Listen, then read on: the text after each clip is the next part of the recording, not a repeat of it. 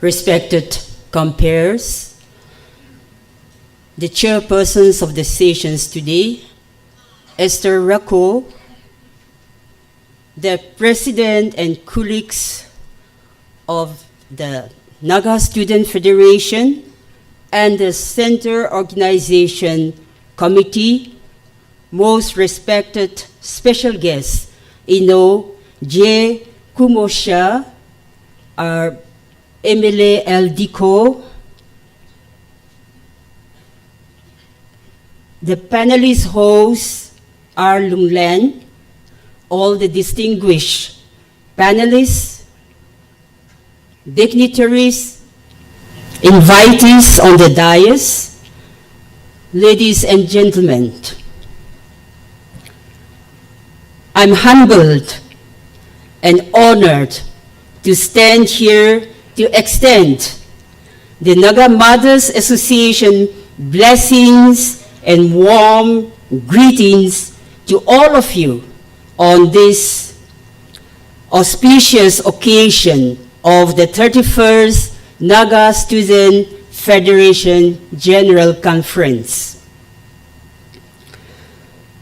The Naga Mother Associations congratulate the President, Medovi Ri, and colleagues for standing unitedly to confront many challenges and achieve many achievements for the Naga people.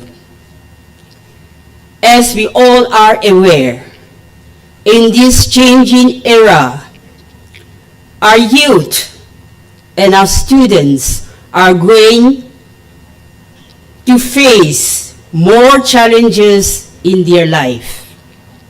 Hence, the Naga Mothers Association wish and prayed that the Naga Student Federation, being the guardian of the future generation, we expect the organizations to.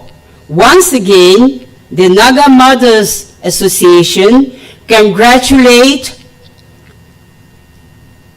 and convey our sincere appreciation and God's blessings upon Naga Student Federation. Good Nalim.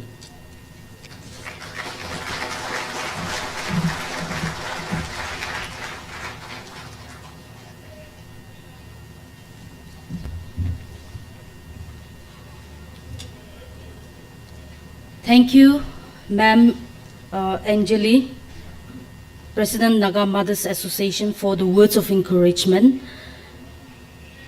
This evening, we are privileged to have our special guest, Ino J. Komusha, Honorable MLA 47th SC Karong, Government of Manipur. He is not only a state government leader, but he is also a student leader. He was also the former president of All Naga Students Association Manipur. On behalf of the congregation, I would like to invite him to the stage, but as he take on the stage, I would like to request all the delegates to kindly stand on our feet and receive our guest to the stage. Thank you, thank you, thank you. Thank you, my friend Esther Rako. Thank you so much for the undeserving respect. Thank you so much. My day, or say my evening, was made complete by a compliment from my senior member, by name in the form of my senior member, Vipo Kinso. When we met, he complimented, saying that, "Oish, Kumu, you have not changed, except your belly." Otherwise, I was afraid to come back to this federation if my friends and my seniors might say that, well, Shati, Kumo, you have changed a lot after becoming MLA. That is the most scary part of my journey to the conference today. But my day was made complete with that compliment, and I will be going back either today or tomorrow, anytime, very happily. Thank you so much, Chairperson, President, Naga Students Federation and his esteemed colleagues, Presidents of all the federating units, President and colleagues of the subordinate bodies and his esteemed colleagues, panelists, that includes my senior and honorable MLA Achumbema Kikont and other panelists, members, my senior colleague and my political mentor, Sri L. Diko, Honorable MLA 48 Mau AC. I personally invited him to come to NSF conference, forgetting that I'm already an MLA. But I took the advantage because we are under president rule. I need his backup. I need his support. So I invited him personally, and I'm very thankful for his presence. President Naga Manas Association, Father Anthony Rosod crew, ladies and gentlemen, and my beloved people from the land of RENGMAs. I will not be able to address every one of you due to paucity of time.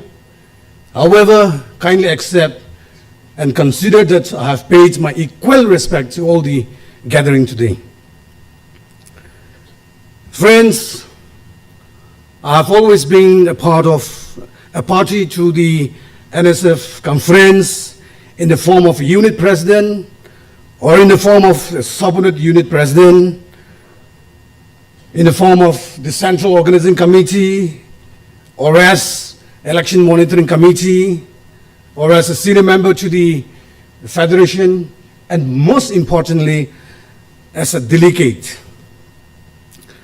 I find myself very unusual to be coming as a guest today in this August gathering on this 31st NSF General Conference, because I'm quite used to coming as one of your member, one of the delegates, but it is quite unusual for me to come to the conference as a guest. And I don't know how to behave myself as a guest. Whatever it may be, I hope everybody will accept me because of my nature as an activist, as a social worker. Anyways, it is truly an honor for me to be speaking to every one of you in this momentous and historic occasion on the 31st Naga Students Federation Conference hosted by the RENGMA Students Union 2025. I'm sure this celebration and this conference will be even more significant as we are in the land of the RENGMAs, where the first Naga national flag was hoisted at Parasant on 22nd March 1956. I also want to sincerely appreciate the government of Nagaland for creation of TSEMINYU district. I'm sure this has been a long wish for the RENGMA people.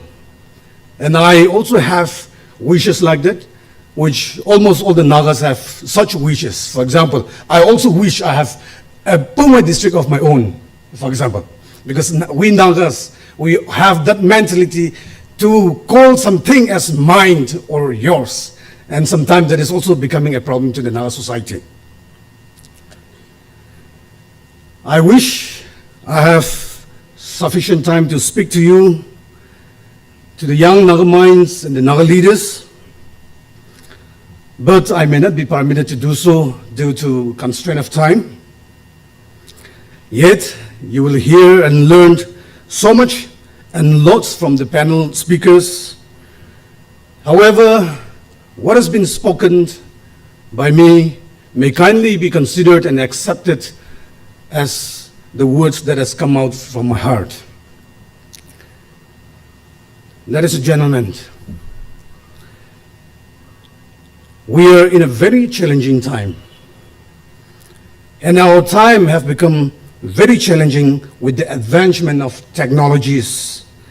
And I don't need to tell you how, but how we embrace these challenges in our time is very important. It can do more good than bad. In the meantime, it can do more bad than good. Sometimes I wonder if many of us have forgotten to be a real hero, but have chosen to be a keypad warrior with the advancement of social medias and technologies. It is always and very important to note that despite of many differences that exist in our society, in a Naga society, we should not become a dispute to our common goal.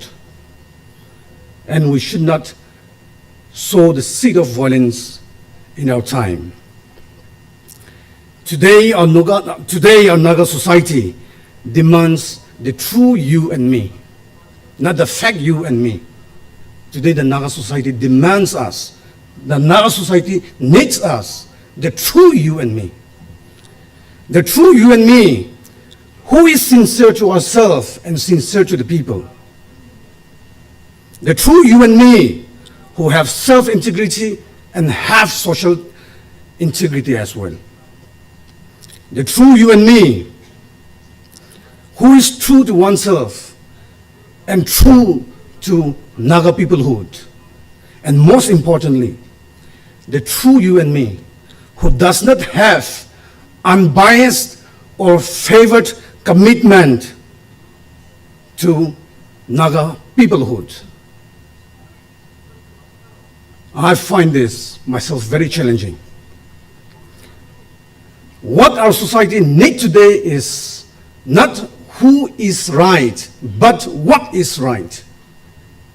We don't need necessarily go with who is right, but the society demands, the society needs, the Naga people needs what is right, not just who is right. I want to challenge and I want to impress upon this gathering. Let us always keep the right and never lose it. Even if we cannot achieve it today, we have to keep the rights for our younger generations, so that what we have not achieved in our time may be fought by the younger generations. If we have not kept if we have sold the rights in our time, our younger generations will not have anything to fight for. They will just end up suffering and being suppressed by others in different manners, in different form. Today, Nagas are fighting for a cause. Whether it may be achievable or may not be achievable, it depends on us. We are fighting for a cause. Why?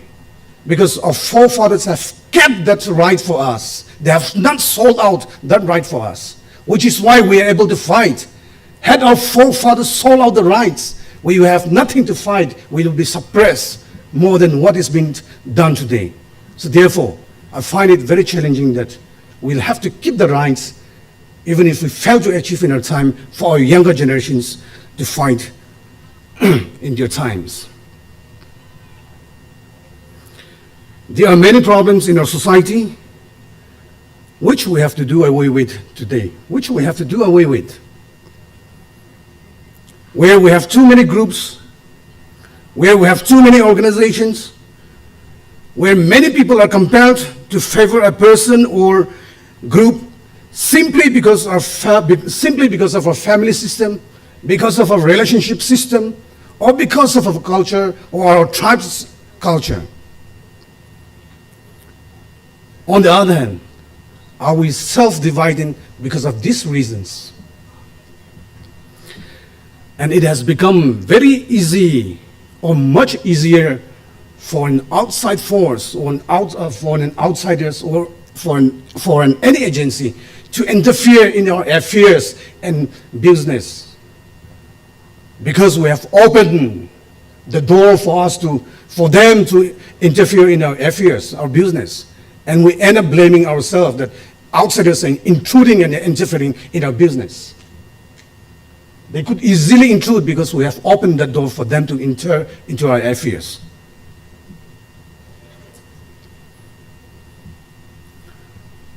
So, what is that we're supposed to do today as responsible Naga youths and Naga leaders? What does our society expect from us? And what does the unborn generation, the unborn Naga generation expect from us today? They expect us to think about the generations to come. They do not expect us to just think about ourselves, our time, and end up.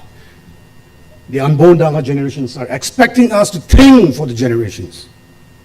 The voices of the unborn Naga generations is calling out today to us that it is already the time to call a spade as a spade and speak out the truth. For example, even in a situation where two seems to be equally right, but the unborn Naga generations are echoing us today that we should have the courage to say that one is more right than the other. We may find it equally right, but they are asking us, they are calling out to us that we should have the courage to say that one is more right. Not just by saying that you are equally right. They are expecting us to call out that one is more right. Otherwise, the Naga unborn generations are afraid to come to the Naga land, which they will inherit one day. Although I appreciate the efforts of everybody to bring everybody together, but since it is done by everybody, we are seemingly becoming more divided because we don't know who is to do, because it has been done by everybody and we are confusing ourselves sometimes. All we need today is a sincerely owned moral responsibility as a Naga individual. I like to quote Martin Luther King Jr. He said, if you sow violence, if you sow seeds of violence in your struggle, unborn generation will reap whirlwind of social disintegration. It is very important for us to look back and to look forward and to look today, whether as a Naga, as a struggling people, are we sowing the seeds of violence? Has become a very challenging question to every one of us. The voices of the unborn Naga generations is calling us today again not to sow seeds of violence and hatred in our struggle. They are requesting us because they do not want to come and reap or harvest the fruit of social disintegration in their time for what we have sowed today, if we have already sowed the seed of violence and hatred. Today, a true Naga leader, or say any group or organization, will be determined by how we live out today for our younger generations. Not what he have achieved in her time, in his time or her time, or in our time. We will only consider and determine an individual or an organization as a true Naga organization, as a true Naga leader, by how he is living his today or our today for the generations. I may be a little bit too hard-hitting, but this is from my heart. Because it is said, the moment you give up is the moment you let somebody else win. Because if we give up on our generations, their generations will be won over by someone else. So it is important that we consider true Naga leaders in the organization who thinks about tomorrow and who thinks about the generations. I want to strongly throw a challenge here, a very strong challenge to all the Naga leaders, Naga young minds, everybody here. What have our society today become? For example, how are we expecting our leaders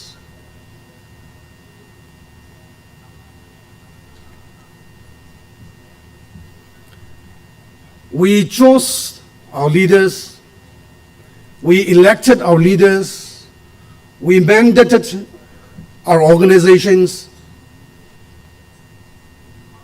and we expect our leaders to follow the public. We expect our leaders to follow us. We're not allowing ourselves to follow our leaders.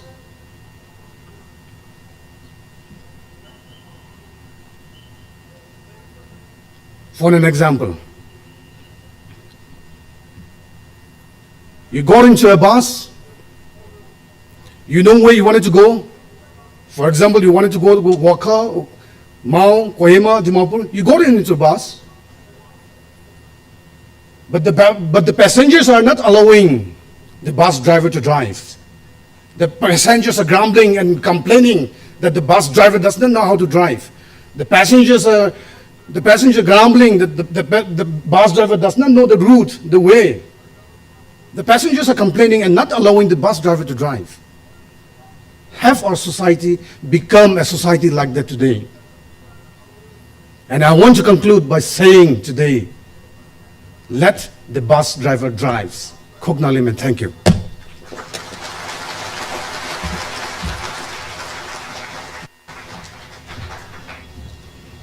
Thank you, sir, for delivering your insightful thought together, to bring our Nagas together. Yes, the truth and the commitment in us can make our Naga society to come as one and our Naga society to prosper. Thank you so much, sir. This time, we will be having a discussion hour. I would like to request all the delegates not to go outside, but patiently participate in this discussion hour. The stage will be given to our panelists, Ino Nepunipiku, Ino Li Nengrichon Tungshang, Dr. Lanu Sashi Longkumar, Ino Achumbe Mokikon, Honorable MLA, Government of Nagaland, and I shall hand over the rest of the time to the host, Ino R. Lunglen. I give the stage to you.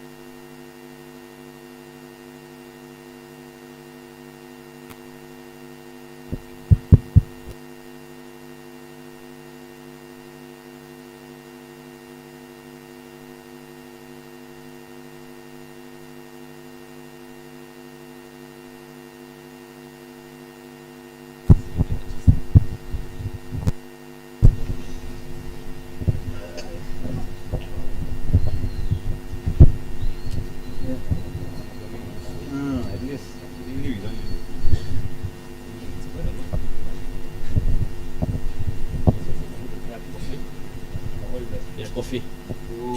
Definitely might not help your gastritis. Hello. Hello, good evening, everyone. Did you look forward to this session? Great. Because we Nagas, we don't like all this boring session where we will discuss ideas, concepts, and a lot of things related to this. We love sensational stuff like music, drama, and a lot of that. I believe when you said yes, I believe that time is changing. Isn't it? Great. So for tonight, I can see diverse participants here. So diverse that you can see people from different walks of life, different age groups, also a group of people coming from different parts of Naga areas. So it will be very difficult and challenging for all of us to speak language that is palatable to everybody who is here.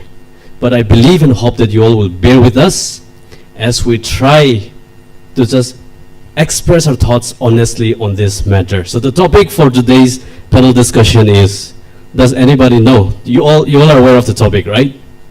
So we'll make it very candid, very informal, and in the midst of this diversity, one thing will stand out, that is our honesty to the topic and to the issue. So I believe we will all be honest, we'll speak our mind, we'll speak our heart, and see where it takes us to and see where it leads us to through this conversation. I think I will not do another round of introduction because that has been done by our host for the evening. I would like to read out a quote, very famous quote written by James Baldwin. It is, know from where you came. If you know where you came, there are absolutely no limitations to where you can go. So I think that is very relevant for us because when we don't know where we came from, when we don't know who we are, and we don't know where we are likely to be heading to, then that's where the problem, then that's where limitations arise. And we cannot expand ourselves to the point of living life efficiently, living life that is worthwhile for ourselves and for the generations to come. So for today, we will try to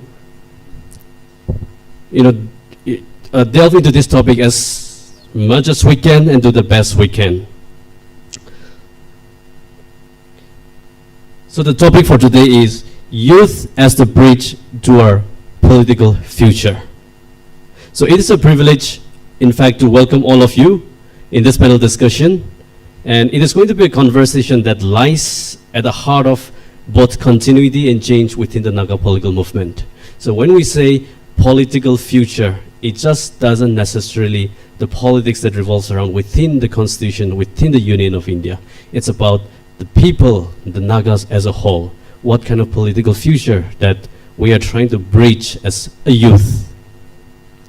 And we live at a time when the bridge between generations, like those who have laid the foundation of our political identity and those who are going to shape our political future, has never been more crucial than this. And I believe that Naga youth should not be merely the inheritor of our political legacy, but we should become the shaper of our political future. And once all these older generations who have been trying to shape the political future that we want to go to, when they phase out from this from this time, then who will take over those footsteps and path to achieve the political future that we want to go to? But here's a challenge. Are we giving young people the discursive space and the time to think and speak for themselves and to challenge and act the institutions that we are in, that we have, and the movements that we are part of? Do we have enough space for youngsters and for young people to be part of this movement? I think it's a question for all of us to think tonight. And I'm afraid that we don't have that. Young people seem to have become more of a force that leads and that takes part and participate as a frontliner when protests arise. But in the decision making of our political future, we seem to be overlooked. many a times. And when we do that, there's no future because we're not part of it. So today, let's just not reflect, let's engage and let's talk and let's ask the hard questions to ourselves, and we can deeply and actively communicate on the kind of future that we want to go and how we as young people become a bridge to that future.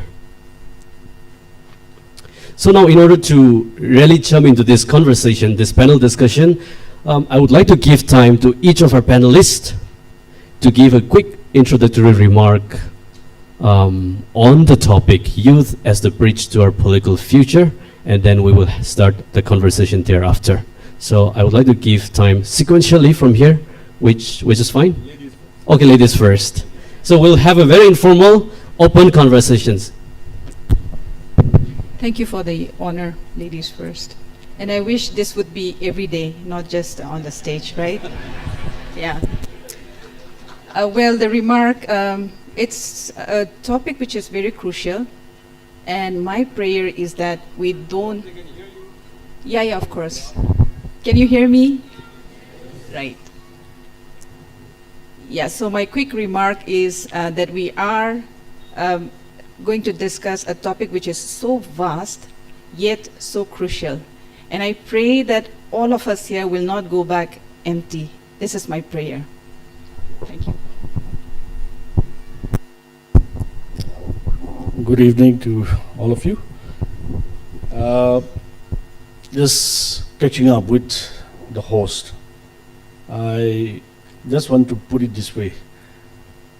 A quick flashback to the timeline of the Nagas, say, in the last 2 centuries. Starting from the time when Nagas were free and living in their own village, republic, territorial space, to the point of decoloniality, where the first colonizer entered into our homeland. That was a time when we were free. And then the following phase will be the great wars that our people had to confront, the First and the Second World War. The First World War, in fact, sparked the consciousness of the Naga people as a unique community,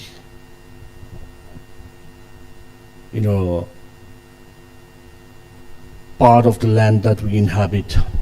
That consciousness was, I think, I'm sure, generated through the exposures through the First World War, and followed by the Second World War, which was in fact the theater of the Second World War was within the Naga homeland. So all this colonial intervention and impacts that our society had gone through is the second phase, is part of the first phase that I would want to focus. And the second one is quickly the phase where newly independent modern state were granted statehood during the decolonial period. But indigenous Naga nations and indigenous people like us missed the bus because there was no international space at that point of time. So we were excluded from the creation of new Westphalian state, but found ourselves dislocated even within our homelands. Let's see, for example, Naga's been divided into different states and countries. So, and the third phase would be, say, the peace process phase. That is the last 25 years. And this is a time when the intrusion of globalization into our life space took place. And we are under a lot of pressure, which in fact Nagas are in many ways responding to it quite well, but then there are a lot of challenges around that which we need to tackle around there. So with that, I just want to say that the bridge here, metaphorically, is about the youth, the Nagas, and the political future would mean the aspiration of the Naga people or the youths that we are talking here about. So I think in the next few minutes we'll continue to discuss further on that. Thank you.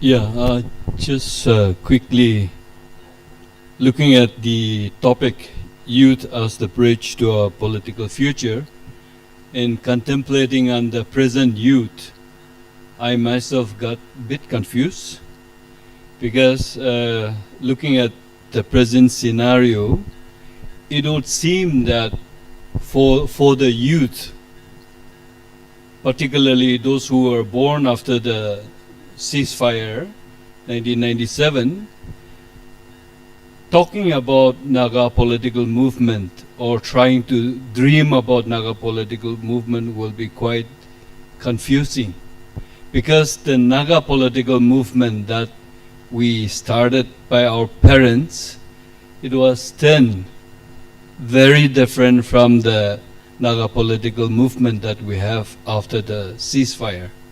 So it is naturally quite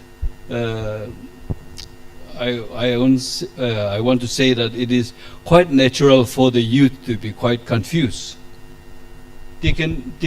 For many, it'll be like utopian concept, quite unrealistic, because the kind of national worker that they have come across are very different from the national worker that we had in the past. In the past, our national workers were always on the run, defending our rights, defending our territory, at the same time running for their life.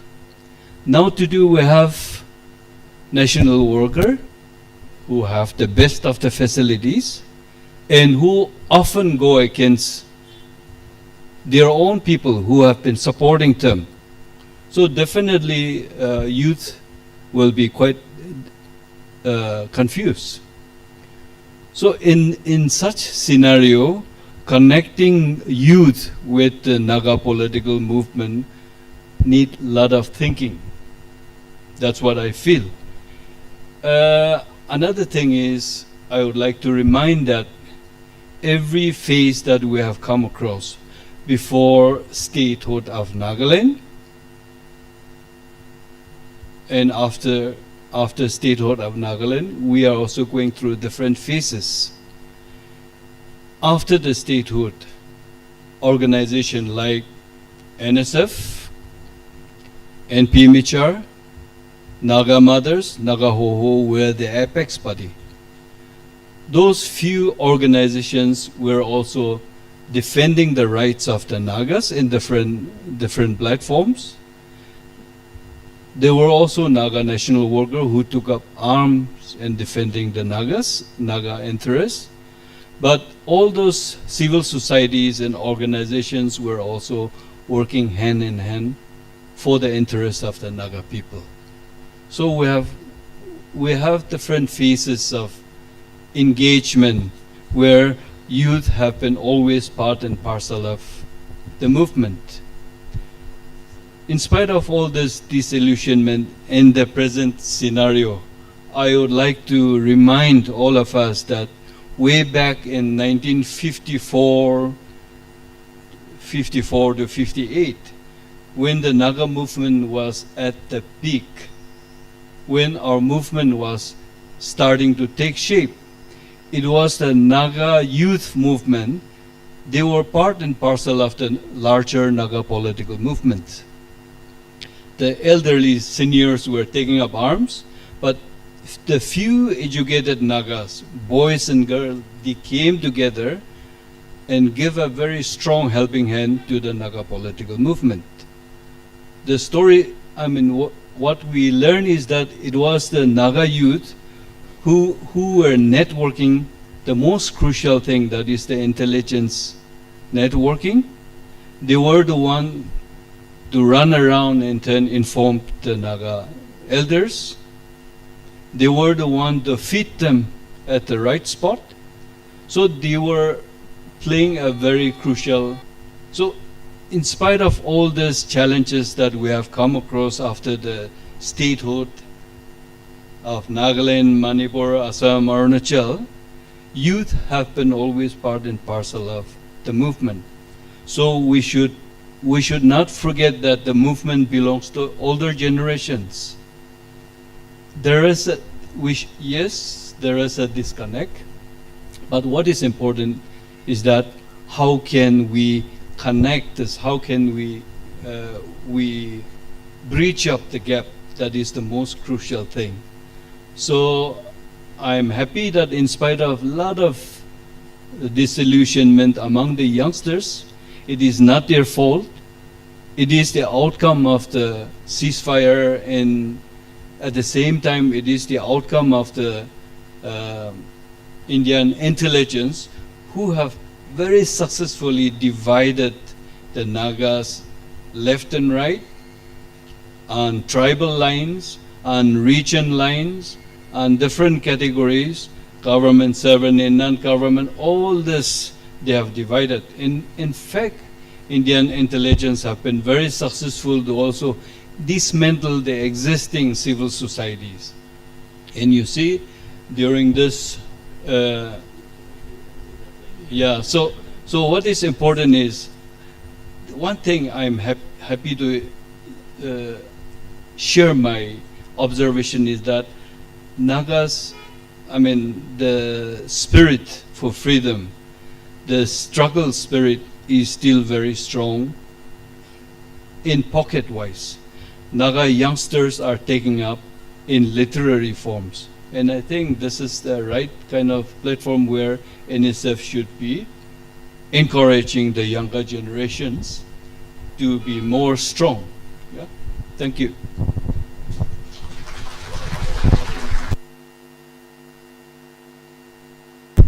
Oh, deeply engrossed with Lano's talk. Anyway, Ningri John, I assure you that always ladies first. Except while having food, gentlemen will go ahead. Because Nagas cannot tolerate hunger. Especially when Akuni, Pastinga, and Anishi are cooked with pork, we cannot tolerate. So only while having food, gentlemen will go ahead. While talking, ladies first. Well, no, let us not waste time clapping hands, just listen. You'll be wasting time, we have to go back. I'm with academics today. I am a politician who is from a student's background and who was always in the street and still in the street.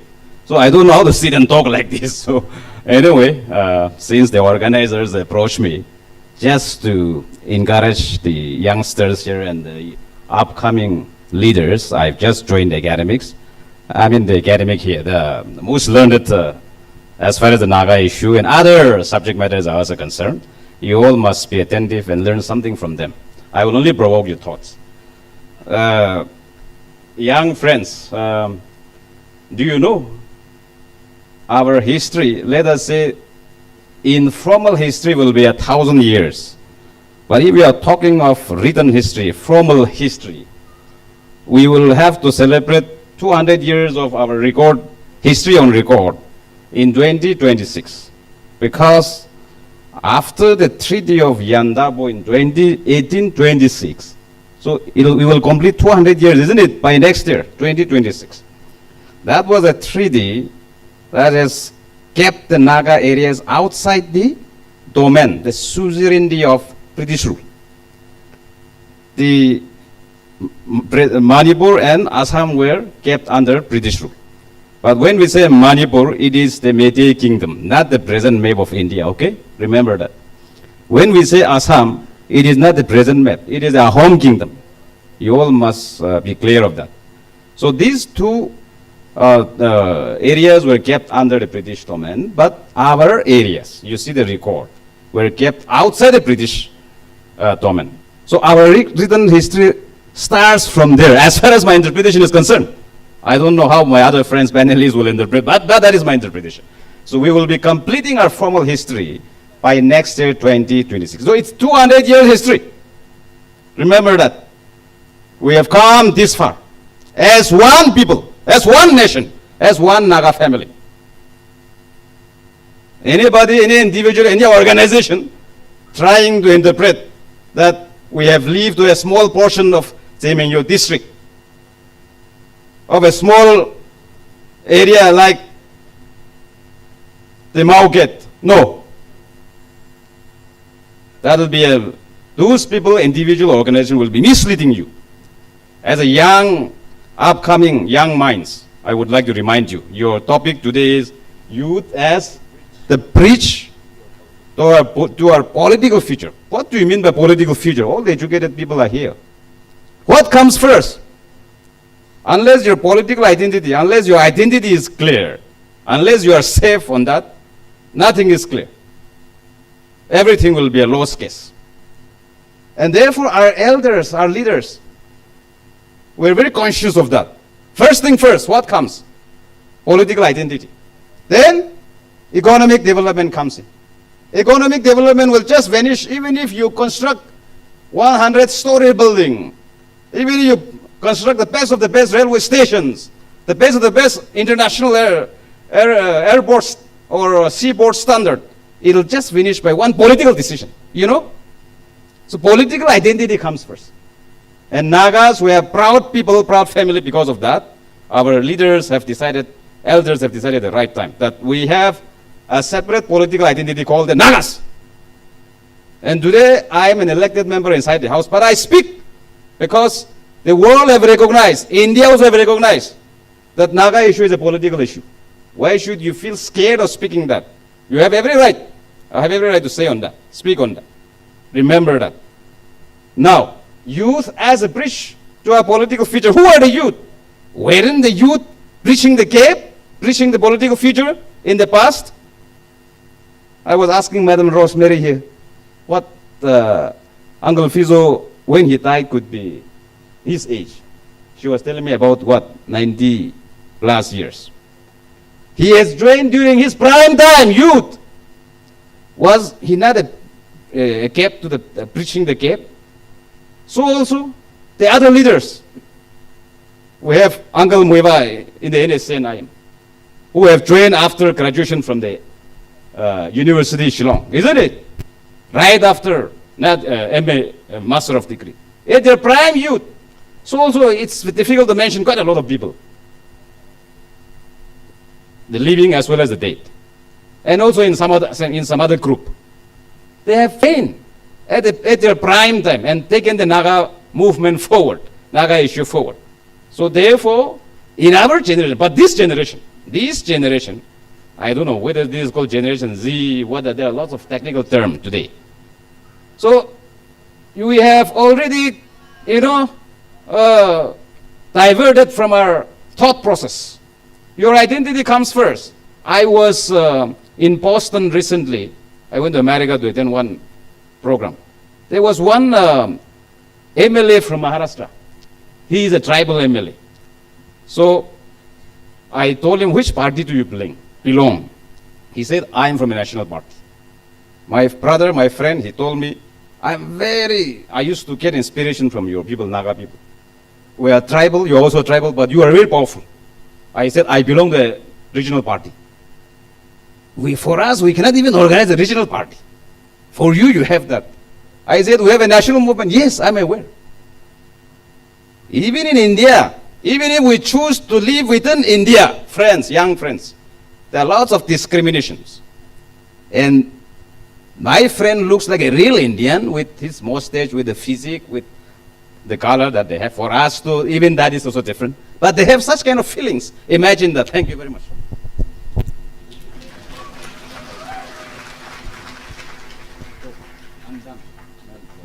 I gave them 3 minutes each. I think that was more than 3 minutes. Anyway, that was quite interesting. I told them many times, as a host, I'm going to be very strict with you guys. So they're the panelists, and I will try to moderate that. Now, we have talked about a lot of youngsters maybe losing the sight of the importance of our political movement. So when we say political movement, not necessarily just the underground or whoever it is, I think we are talking about our political movement from a larger perspective, from a broader perspective of we as a people. So now we have already talked about like youngsters should be very concerned about our rights and our identity and a political future. And all of you have echoed it in one way or the other. Now please tell us as youngsters, what do you mean by that? Do you expect us to go join our underground group or national workers group? Or in what are the ways that youngsters can really participate? And what ideology? I don't think anyone seated here will just take up arms and go. I mean, that's not the time anymore. When we look back to our legendary, I would say, pioneers of Naga movement like T. Sakri, who was more on the non-violent side, and which was totally opposite to hardliner like Uncle AZ Pizo. So I'm sure youngsters will also will be able to relate to both these figures and both these ideologies, as we read even in the Indian history. Some are more towards armed struggle, some are more towards civil, in the form of a non-violent movement led by Gandhiji. How would you like to encourage our youth to be part of a Naga political movement? Everyone is definitely confused, like how do we join this? How do we become part of it and become the bridge to our political future? I mean, like I would just give time to, anyone can just, but I would give time to Mrs. Dongshang. Yeah.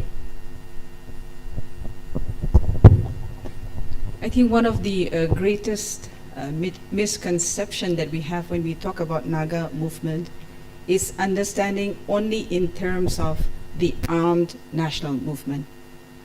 I think it is much more than that. And I just want to,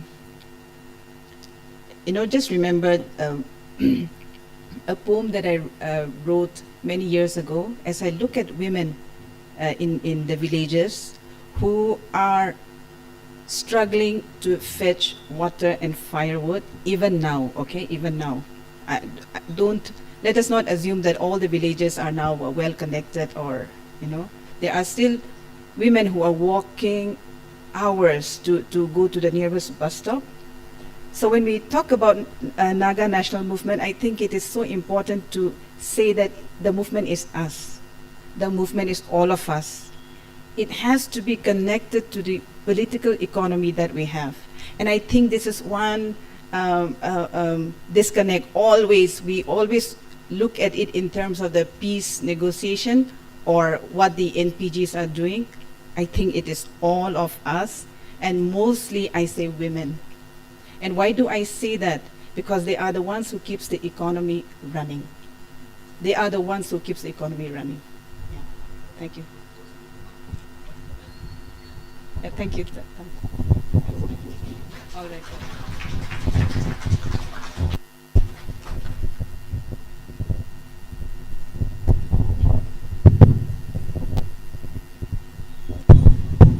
Yes, when I was earlier sharing about the bridge and the political future, I think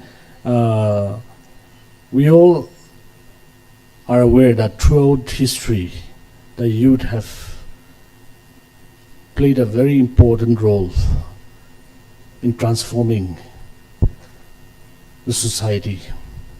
So when we talk here about the Naga Students Federation, which have been continuously spearheading and amplifying the cultural identity of the Nagas and their common belonging. When we talk about the political future, it's something where the youth should be able to work and design to reinforce the larger political vision that we have. So in this project, I feel that the youth, if they were to be a bridge towards the political future, I think first they need to go back to the roots. They have to be rooted to the community. They have to go back to the past, strengthen themselves, and then they can act as a bridge towards the vision that we are all aspiring for. So in this, the youth as such needs to cultivate a lot of values which will bring the youths together, strengthen them economically, mentally, socially, and spiritually, and then become a strong anchor so that the bridge that you're going to be can be strong enough to hold the burdens that you have as a cultural guardian of the next generation. Thank you.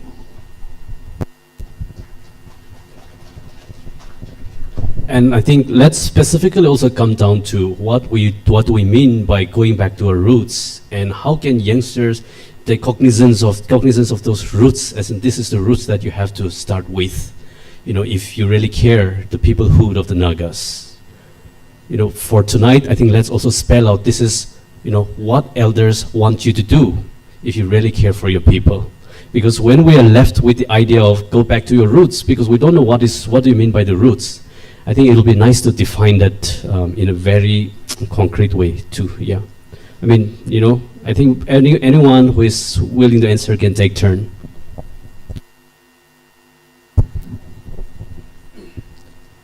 Earlier, I've talked about the impact of colonialism on the Naga. We, as students, as youths, need to go back to the past. That is, the phases where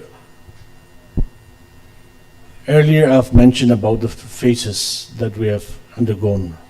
So that means the young students and youth needs to be very clear about what has happened in the past.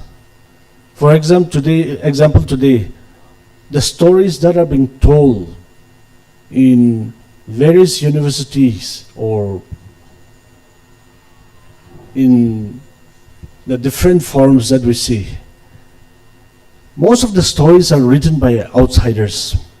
Most of the stories are told by outsiders, and we have very little stories that have been told by the Nagas. So it's important to go back, know the fact and the truth, and then begin narrating the true story, and only then can we propel ourselves to the next phase of becoming a bridge to a sustainable future. I think, thank you, that's a very beautiful way of putting it and making more sense for youngsters as students and who are in the academics. And I think Dr. Lanusashi Longkumar, since you are in the academics, and our Mr. Nepuni has talked about how you can start writing your own stories. And I think that is highly correlated with academics too. How can, as a concerned Naga youth, play a role in the world of academics to push for the rights of the Nagas? Yeah, just connecting to what I've said sometime back. The youth of today, particularly between 15 to 30 years, they are quite confused not because they are making a mistake, but because of the situation. I think I should also blame elders like us, or partially our national worker in the whole of the Naga society for not percolating the truth or not educating our youngsters in the right way. So this is where we are. Unfortunately, we also face another situation, globalization. It is coming almost at the same. So because of the global culture, the weight of the global culture is very forceful, and our youngsters are also confronted with all these situations. Now I see one very serious thing, erasure of one drawback is that those rights are not being applied in the syllabus. That is why many are applied in the syllabus. That is why many of the indigenous communities are also failing to realize the rights. Here is a situation, body like NSF should be working with the department, State Department, where SCERT, they have some provision of including some of the local culture, social aspect in the education syllabus. So I think if the department is failing to bring in those which are relevant in our context, it is the third party like students' body, they should pressurize the department that we should include in the syllabus, especially in the syllabus where SCERT can do our culture, our history, our rights. That is how the children will slowly learn about our rights.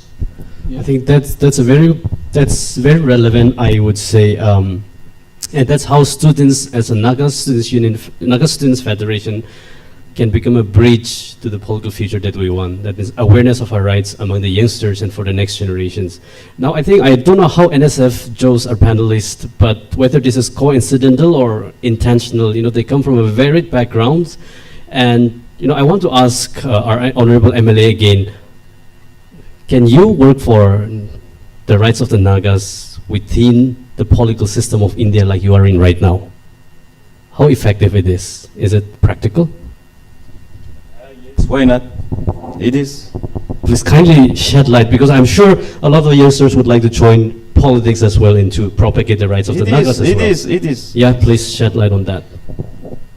Well, let me add a little bit of what my other friends have stated.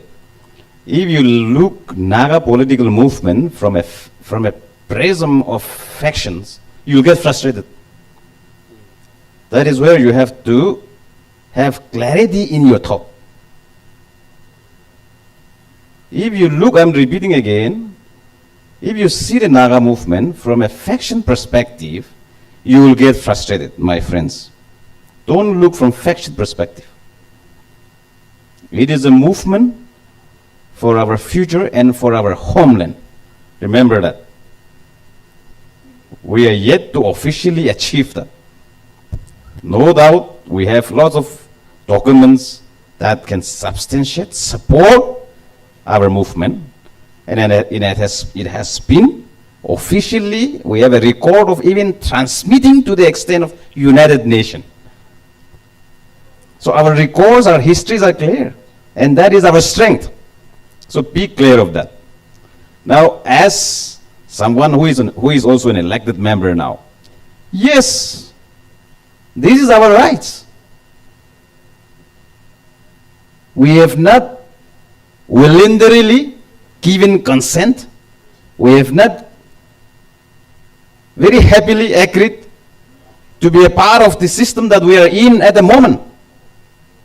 But because of this circumstantial compulsion, a state has been created. Some of our people have been left in the present state of Manipur, some in the present state of Arunachal Pradesh, some in the present state of Assam, and few of us, so-called the state of Nagaland, and the major chunk of our land and our people are in the state of Burma. They have changed into Myanmar after military junta. The official name is Burma. We will only call them Burma. So, the major chunk of our people in our land are there. The struggle continues. Whether you are a student leader, whether you are a student, whether you are a government official, or whether you are a politician, it is incumbent upon you. You have the responsibility to talk of the Naga rights, to carry forward, because there is an unaccomplished task left behind, the responsibility being shouldered on us. Our leaders, our elders, they have not failed us. If you see the record, in each of the stages of the history that we have passed on, we have come thus far, there was not even a single moment our elders have wavered in a very trying and testing time also. Now we are now in a comfort zone, Lungren. That is why the young generation have forgotten how much we have struggled. One of our panelists, Dr. Lano, was talking about post-ceasefire. When we say ceasefire, there is only two ceasefire, okay? One, the first ceasefire is 1964, 6 September. Then come in the 1997 ceasefire, which he was talking about. So post-ceasefire means after 1997. So therefore, now, if we are talking of the post-ceasefire 1997, yes, he is right. Many of our young friends, they don't know how the life of our forefathers were. These stories have not been narrated properly to them. Burning of our villages, you know. I keep even demanding that India owe to us most of our best of the best, what do you call this? All this earrings, whatever, ornaments, that's the right word, are being burned down. The granaries have been burned down. Our houses have been burned down. They owe a lot of compensation to us actually. Can we keep quiet? And defiling our worship places, desecrating, no? I think that's the right word. Desecration of our worship places, and also to our women folk. All these histories are not being told. This post 1997 born young lots. So, and after this, lots of factions have come in. So what they know is Naga movement is all about creation of faction. No.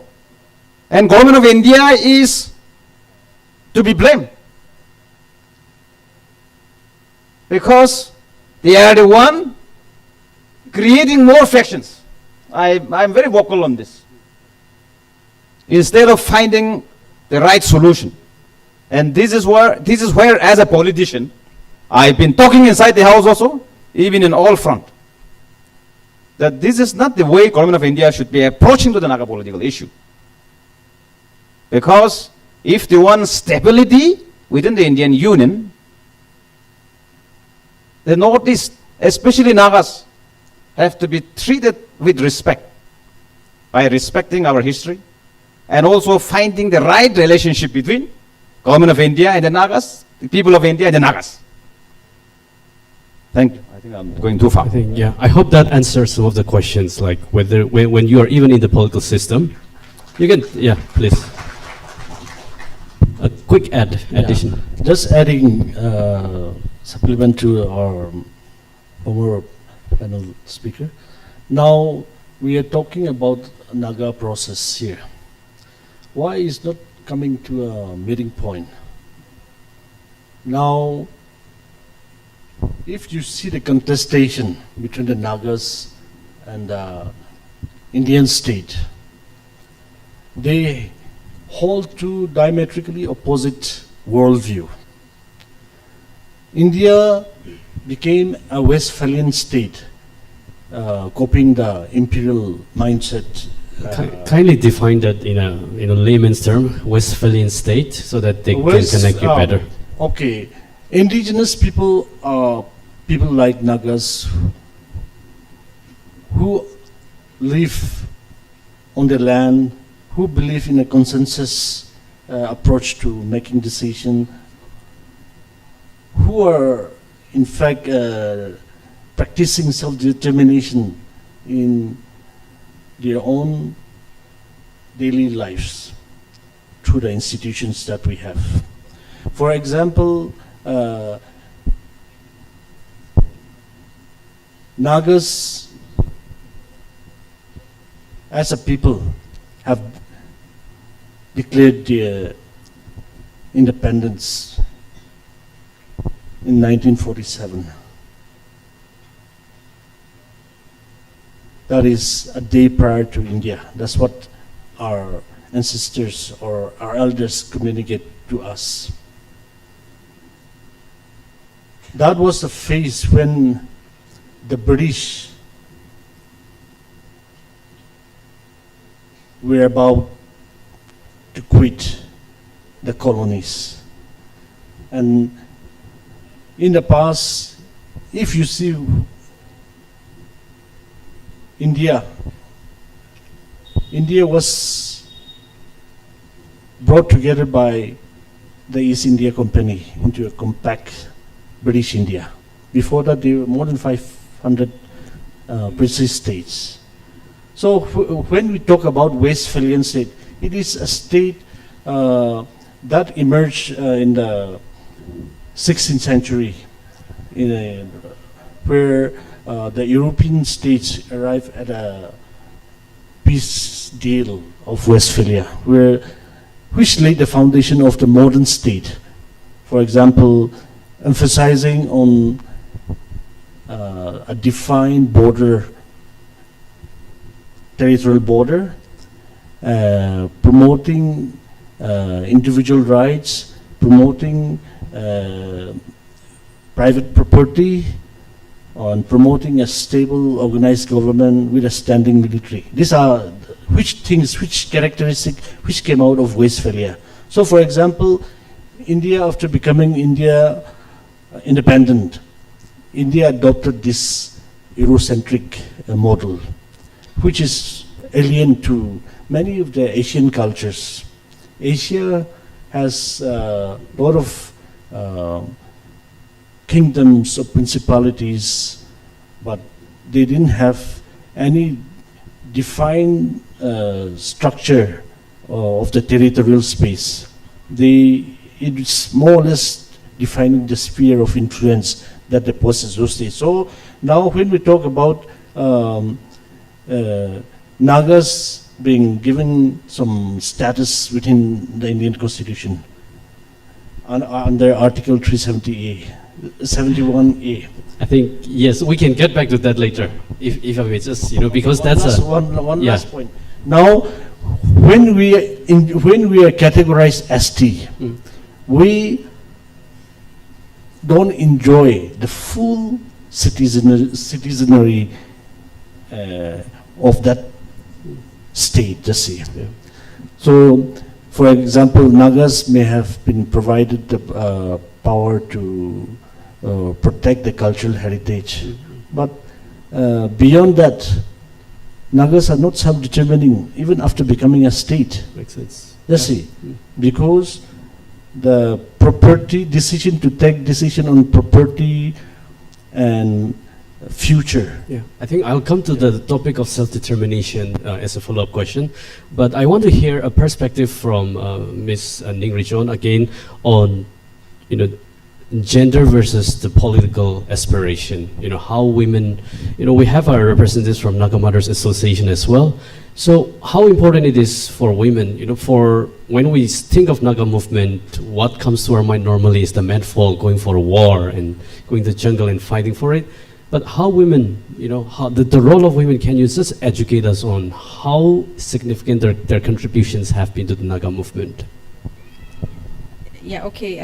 Before I answer that question, I think sometimes, not to disagree with what our Honorable MLA just said, but very often when we talk about the Naga issue, I think, we fail to introspect. We have the government of India or India to blame for everything. Speak close to the mic. Yeah, so okay. that we can hear better. I know they are the nation is responsible for what is happening to us now, but more than that, I think what is so important is asking ourselves what is happening to our youths, what is happening to our women. Okay, and I think if we do not ask some of these questions, we are just going to go back being so rhetorical and so, patriarchal, so patriarchal in the way we even do a discussion. And I think we really want to break that. Gender, I don't think we have even begun to unpack what it means. I don't think we have really also understood what gender means to us as Naga people. I don't think so. The NMA is here. They have been fighting for 33% reservation, but that's not the parameter to say, to talk on gender. It's more than that, it's more than that, all right? So in a society, we say that the Nagas are, we don't have caste, we don't have class, we are, equal.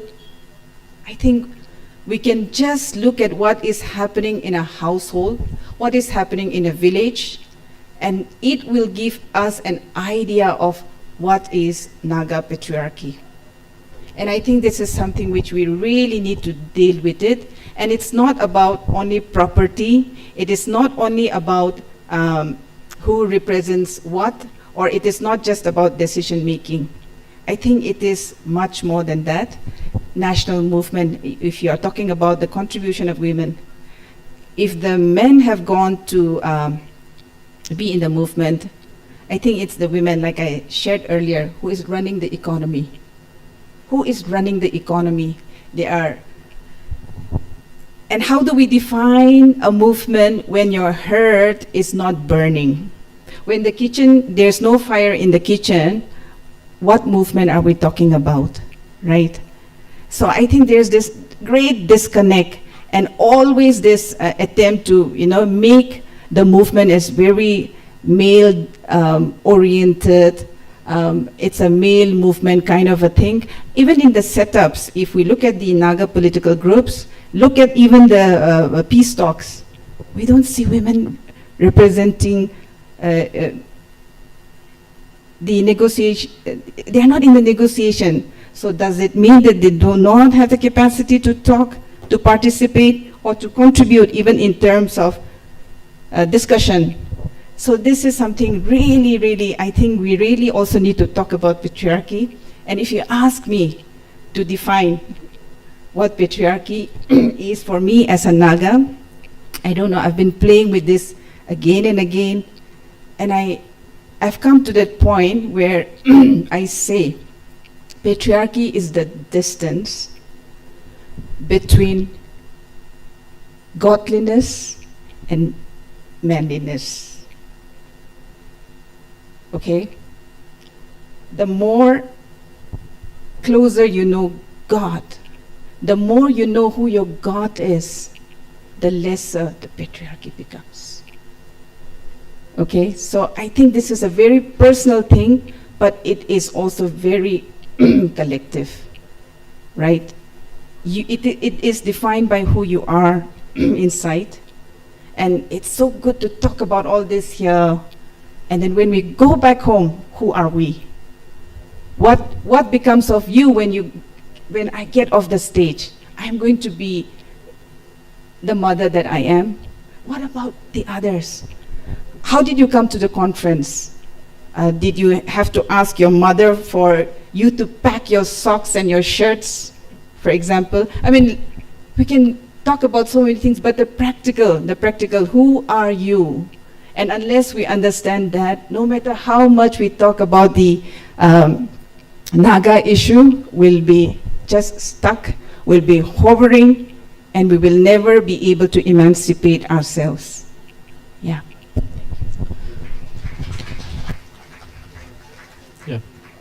Yeah, I think you can, but that's a very beautiful perspective.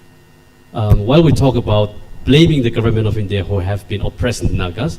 Maybe partially or implicitly it is ourselves that needs internal transformation in how we look at each other in terms of gender also. But that is something that we haven't started the conversation yet. Hopefully we will do in the future. I think this is how important it is for the youth to participate, to bridge that political future. And yes, Dr. Lanusashi, Just please, a few things to add to what John has said. We often see that gender issue, when it comes to the gender issue, we expect that girls should be speaking about it. But I think it is very important that even male folks should be talking about gender issue. That's what I feel. That's why I just wanted to interject here. Coming back to our national movement, Naga national movement, when the male folks were involved in the armed conflict, or even if they are not involved, if the Indian armies are coming, everybody will flee because they will be tortured or killed. And it is the women, they stayed back with the children to defend the village. I think it is very important to seriously think, without women defending the village, no children could have been educated. No village could have survived. So it is very important to very seriously think about this. And just one incident, half an hour back or 1 hour back, we were just generally discussing, and then one officer, NSF official, informed us that this year 4 candidates are there for the president. I asked, any female? And the simple question was, no unit is forwarding women's name. I think it is very important at a time like this, we should be also encouraging the federating unit to send the women candidate. I'll just tell you one example quickly. 2023, 2 years back, in Nagaland University, while they were awarding gold medal to the toppers, around 87 gold medalists were there. Out of 87, 79 were women. Only 8 were male, okay? That is also 4 Nagas, and the rest were outsiders. This is what the trend is. So I think men folk should be wise enough before the women folk overtake and then forcefully change the whole system. I think we should open up to discuss. Yes, I think we should be also discussing about it. Thank you. I must defend NSF because Okay. I'm from the NSF background. We must congratulate the Chagasang Students Union and the Puchuri Student Union. While I was speaker, my friend Vibopal Ginzo was the president. We had VV Nyute as a general secretary. Then after a long gap, after a tenure, you mean that person was a woman? General Secretary VV Nyute, Miss VV Nyute, Okay, Miss, General yeah. Secretary. Because by name we can't identify the gender. Thank you. Then after a long gap, Easter, where is she? She was sharing today's meeting, no? There, she was there. She's there. Yeah. Chagasang Student Union have forwarded her name to be the General Secretary. So otherwise, those days, women participation in the federation platform was only women coordinator. We used to have 2 posts. And you know, there is a woman reservation in the NSF constitution from the beginning. Singri John, I wanted to assure you. But beyond the women reservation, these 2 units, we must congratulate them. The Chagasang Student Union and the Puchuri Student Union. Because NSF election process is such that it has to go through its respective federating units. You need to first get the recommendation, authorization from your unit, then you get a chance to contest.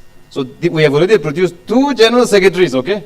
So that part, I think it has to be, I want to make the record great. And what Ningri John has said, I think it's the movement is all about what the discussions or movement, Naga society is patriarchal society. We also cannot totally do away with that. I am a very orthodox fellow in that sense, because we are male-oriented kind of thing. So But I think with the change of time, with the passage of time, and with the advancement of education, women are being given equal space. It's just that the women folk are, to a large extent, not coming forward. So blaming the male folk, I will not accept, okay? They should also come forward. Because if they come forward, as I have stated, we have already produced 2 women general secretaries. So it's just that if you come forward, first they have to come forward, no? So I think Naga men, we all are ready to give them space, and we must. It's time that we must give them space, not only on Naga political movement, but on all aspects, on all, our day-to-day life. I think I'll be partial here. I'll give time to Ms. Ningrichon again to give a quick response to that, if you have. Whether is it just coming forward, or is there systemic factors that's stopping the women from to come forward? Yeah, I think it's not just about coming to the platform or representing an organization or just giving space. I don't think we're asking for space. I think there is this relationship. And again, when we talk of patriarchy, it is not trying to be anti-men. No, it's not. It's not. It's this relationship that has to recognize and acknowledge that, you do not discriminate based on sex or your gender. You don't. I think that's it. That's it. It's not about competing. It's not about saying, okay, And it's also not the 2 women representative that speaks for a lot of the women. No, it's not. And even if we talk about 33% reservation, I don't think there will be 33% coming. I don't think so. Why? Again, I go back to the political economy of the Nagas. Why? I mean, for me to come here, so much of, I had to organize a lot of things.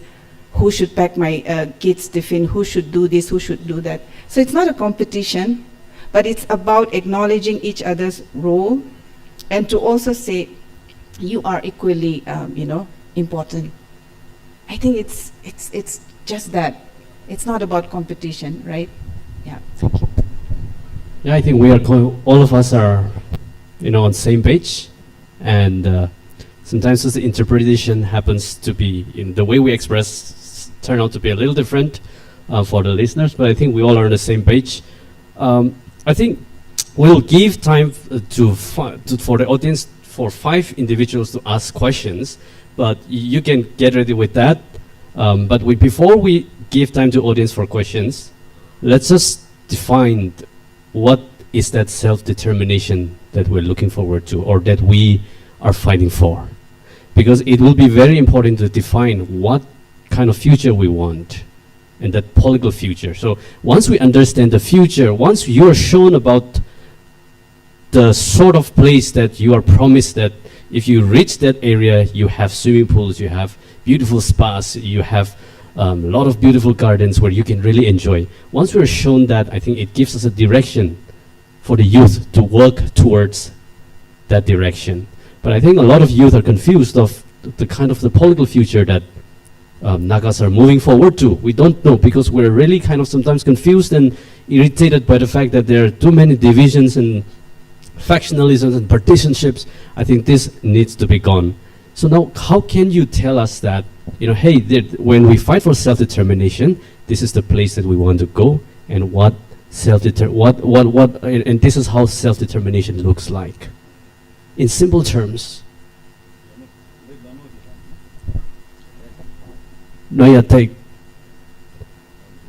But let's make this quick, and then we'll start taking questions from audience.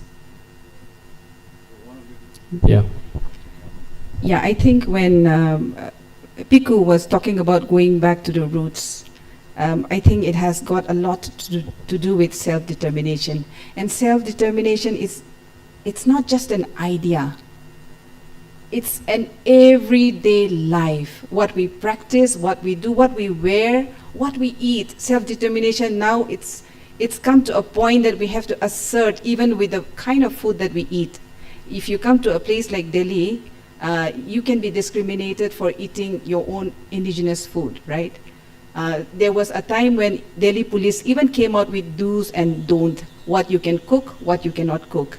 So when we talk of self-determination, it is an everyday practice. And I think most importantly, we talk about identity, we talk about geography, we talk about territories, we talk about our political identity, but very often we do not talk about our spirituality. This afternoon, the NESO president in his address, I think he touched very important issue. Of course, one was the illegal immigrants, but the other issue that he mentioned, and I really want to place this in front of everyone, substance abuse. Now, when I talk of that, I think we are also trying to look at what is affecting our youths today. Why is it that they are disconnected from what we are talking about? Whatever that we have said about history, about what our ancestors did, can they really connect? Not only disconnected, but our youths are so distracted. It's a generation that is, so. It's TikTok generation where everything, even an interview, it has to be quick. You want everything in a minute, right? As I was just looking at the topic, the immediate story that came to my mind was how King Nebuchadnezzar was calling his magicians and the enchanters and his astrologers, asking them to interpret the dream that he had. It was he who dreamed the dream, but he is asking the people to tell him the dream because he forgot. So it's like, asking the youths to come be a part of this conversation, come be a part of this movement, which they cannot identify with anymore. And as much as we don't want to talk about factions, I don't think we can ignore what's happening. Every second day there's a new faction and saying that we represent the Nagas, right? So I think, so not only disconnected, but also so distracted. And I think this is where I really want to also bring the church, the role of the church in it's not just the families, it's not just the tribe anymore. It's church as an institution. How are we stewarding our youths? How are we allowing our youths to just, be? And when I say this, I'm not trying to be moralistic or self-righteous, but I'm only looking at what's happening to our youths. How many people, I do not have the data, but I was chatting with a friend, and she was just telling me about the number of dead bodies that has come to the district hospital in Ukhrul. Earlier it used to be 1-2 cases, now it's coming in numbers. Number of cases of overdose. Just yesterday I was driving together with Malay, I hope he's here, from Dimapur to here, and then he was also talking about what's happening with alcoholism, addiction, alcoholism. And I think unless we talk about all this, no matter how big we talk about politics, it's just going to be, once we leave the hall, we will have nothing to carry forward, nothing. So I think it's so important. And when we talk about self-determination, it's also to identify what is affecting us, and we cannot do away by saying that once this political issue is resolved, everything will be fine. It won't be. When we could not handle a peace process, a peace time, I don't think we can handle what comes next. Thank you. Thank you very much. Yeah, okay. Quick, and then we'll take the question. Yeah, thank you, John, for very elaborate definition and self-determination. Try to connect very straightforward in the context of Naga political movement, because we are quite revolving around that.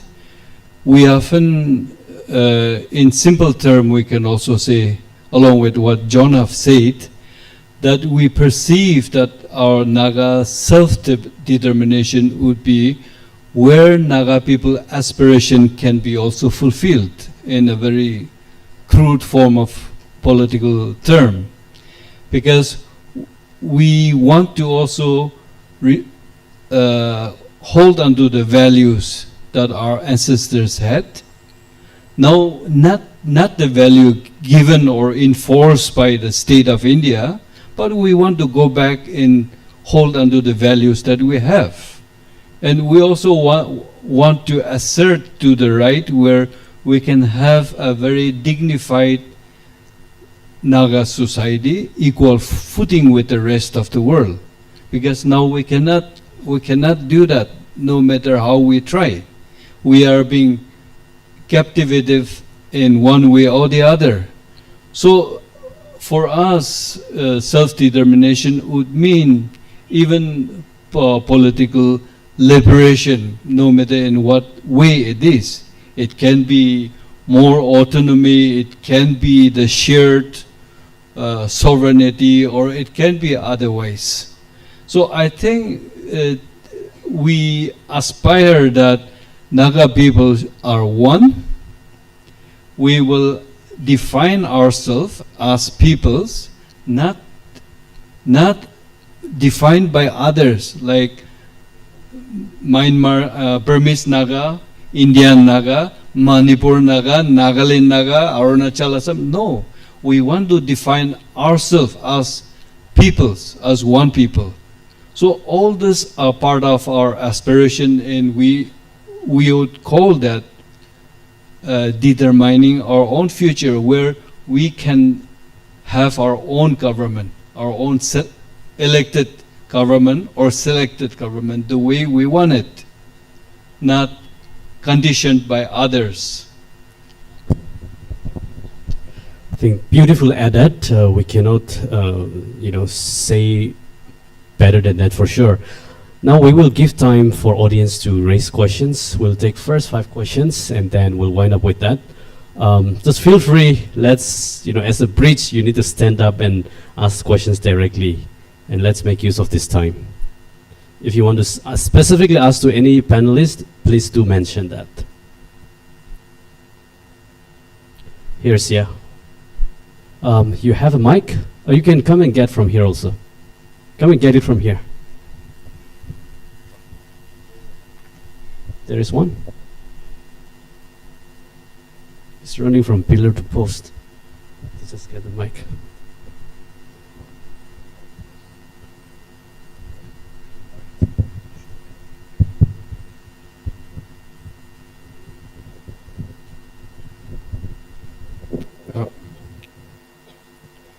Good evening, dear panelists. Thank you for all the inputs that you have shared with us today. The topic we discussed today was youth as the bridge to our political future. But in my observation, in reality, in our community and region, youth are rarely given a real seat at the table. Across the country, we see young leaders, even as young as 24 years old, among the Mayangs, the Miyas, already being members of parliament. But here, it is the elderly, sometimes even those beyond retirement age, who continues to occupy positions of power. Too often, youth are remembered only during elections, rallies, or agitations, but when it comes to decision making, we are sidelined. Those with sincere intentions, ideas, or capabilities are rarely given opportunities unless they have connection. Otherwise, nepotism continues to dominate. If we keep calling youth the future, but never the present, then how can we ever be prepared to lead tomorrow? The bridge we are talking about will collapse if the youth are not allowed to work on it today. My question is, what concrete steps do you think needs to be committed in order to ensure that young people are not just seen as election tools, but are genuinely included in leadership and political decision making, and nepotism be avoided and merit be given its due credit and platform? Because I feel unless we address this imbalance, the idea of youth as the bridge to our political future will remain just another slogan. Thank you. Yeah, please, anyone can take this. Very relevant, long question, but very relevant. I think in a traditional indigenous society, the voice of the elders are the ultimate. So we find that although we have adopted the modern state institutions, we have not been able to move beyond this moment. So the only thing that we want to say is we need to empower ourselves. We need to create policy programs. Then the youth, for instance, can fall back to the culture of the people. Let's see. The indigenous, for instance, most of the earlier years Nagas, they all are tutored through the Morung, indigenous Morung. So that was a space where youths were nurtured. And I think we need to also create programs which will gradually help you build up the capacity, contribute to the society, and then thereby your space will not be ignored. Let's see. So I feel that it is important for the youths today to network with each other positively, share and learn from each other experiences, and build strategies so that you can create that space where your role in determining the future of the nation becomes vital, or your role will not be ignored as such. So only when we are able to contribute and create issues for the benefit of the community or the nation, let's see, one is not automatically given the space to become part of the decision-making aspect. So we need to create that democratic space where the youths become important part of the decision-making in defining the future of the nation. Yeah, thank you. Can we have next question?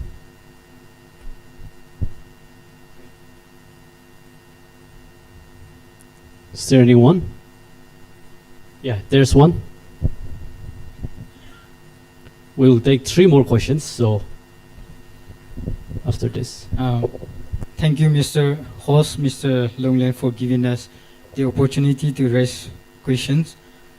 Okay, here, as per the conversation is concerned for the past over an hour, we could see that we are educating ourselves with the complex issues and the setbacks that is pulling us back and analyzing where it is going wrong. So from here, how do we proceed with the Naga destiny and our political aspirations?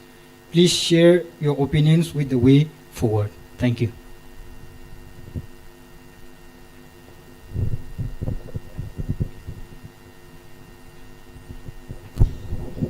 just one thing.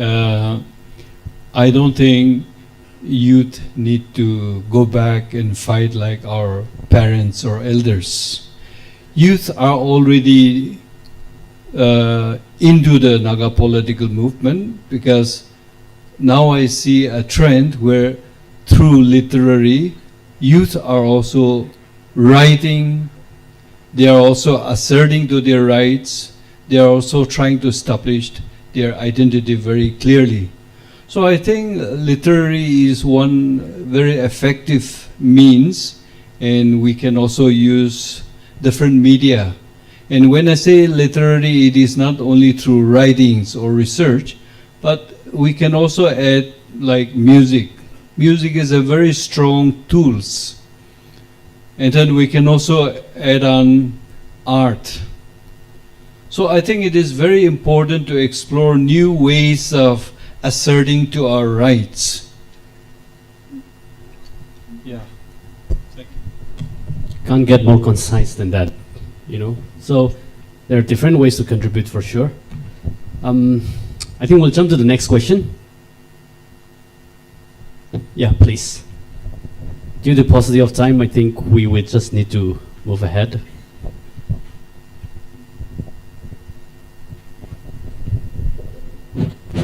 Thank you, sir, for your time.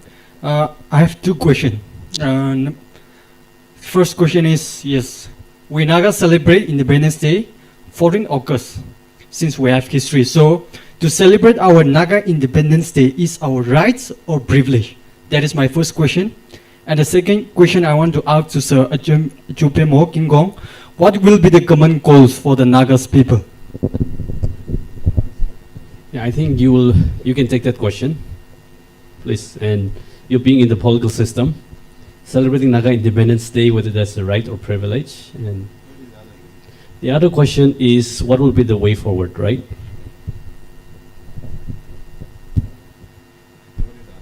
Second question?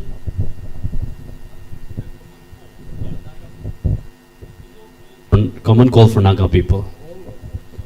The goal is an objective. Yeah. Good. Let me supplement the earlier answer to the query. What role the youth can do? I have come across and read some of the stories, and Americans are very dominating and they're very powerful, but they lost the Vietnam War. And it is said that the US lost the Vietnam War in the University of Washington. Do you know? So in your schools and colleges, in your students' union conferences, there are lots of ways to do. They lost in the University of Washington. You think further. Coming back to what our friend has asked, yes, the answer is yes. We have duly communicated to the father of Indian nation, Mahatma Gandhi. Sometime in 1947, in July 1947, the Naga delegation met Mahatma Gandhi and conveyed. And Mahatma Gandhi said, yes. And after which they came back, declared the Naga independence. They, 1 day ahead of India declared its independence on the 15th of August, 1947. And therefore, it was very official, very, very official. We didn't declare it unilaterally. Let us say it that way. So therefore, we have every right to celebrate, although at the moment, it has been done in a different manner. But as far as the right is concerned, we have every right. Yeah. The privilege, there are lots of, it can be defined in different way, but we have every right. The right is with us because it has been officially communicated. That is my understanding. I don't know whether my other panelists will agree with me or not, but that is my understanding. What is the call? Your second question. We have one and the same call. That is the unified Naga homeland. That is our aspirations. And also, a separate entity.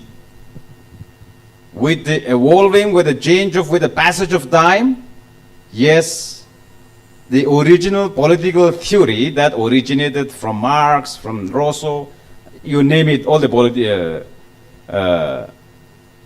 great theorists, the political scientists. But we also define from the Naga context. And in the Naga context, who are our neighbors? India is our immediate neighbor, Burma is our immediate neighbor. These are two neighbors, we share international boundaries. And I'm coming back to that, the border fencing. I'm one who is very vocal against this. Nagas are not criminal. They cannot keep us within prison. They wanted to fence our land as if we are a criminal. No. And therefore, I'm very vocal on this. And we are, not me alone, but we are all vocal on this.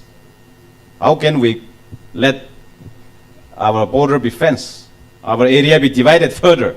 As it is, it was divided without our consent. And how can, during our time, how can we allow them to again divide it further by erecting fencing?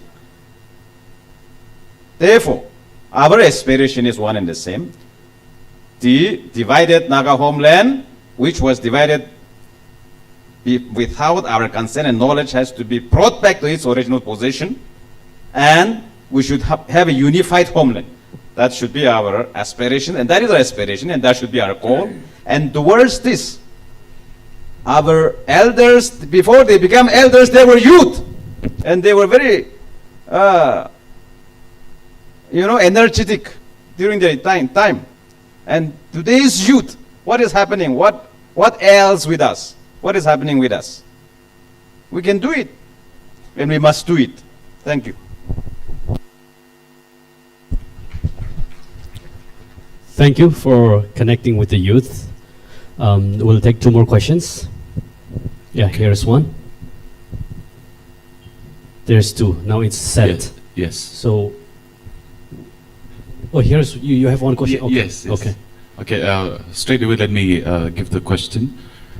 It is an unmistakable truth that India, as a very young nation, don't understand dialogue. So then what is the alternative without arms? I see no other way, so I would say that the armed struggle is the only means for the Nagas to achieve or desire political aspirations. Therefore, for a drastic change, what say if the youth proposed for abrogation of ceasefire?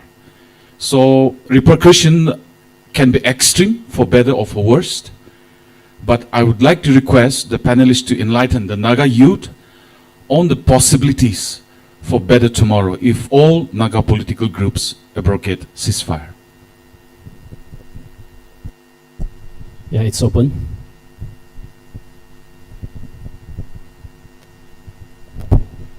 Yeah, just want to clarify one thing.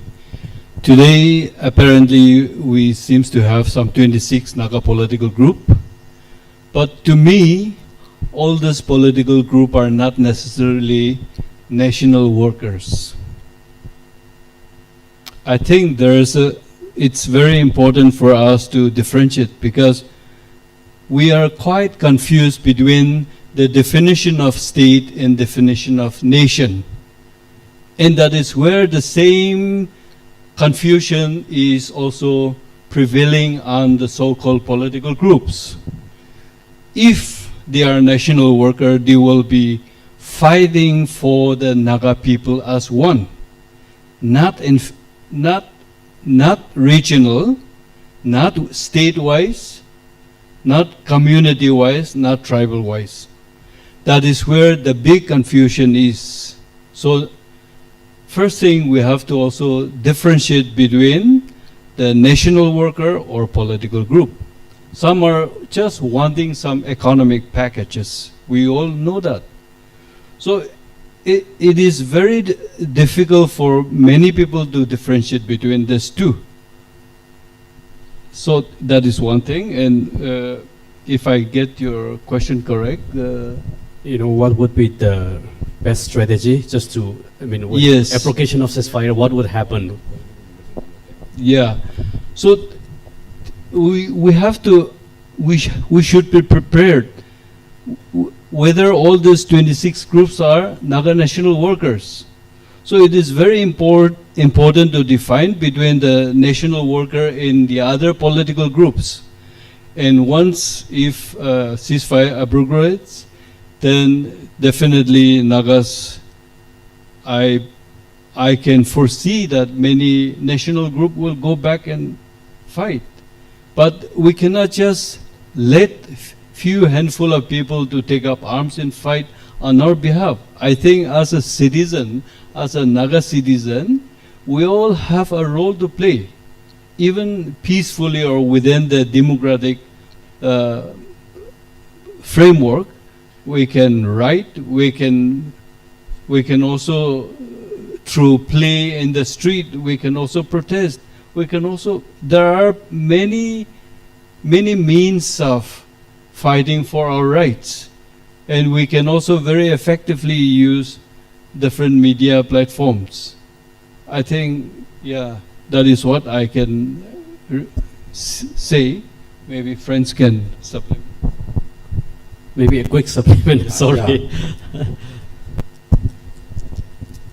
I just wanted to say that I also associated with the works of Naga reconciliation. So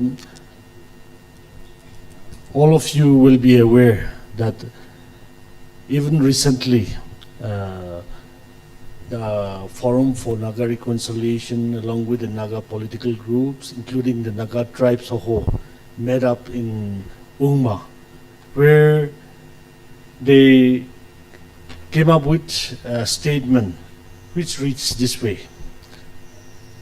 I'll read just part of it.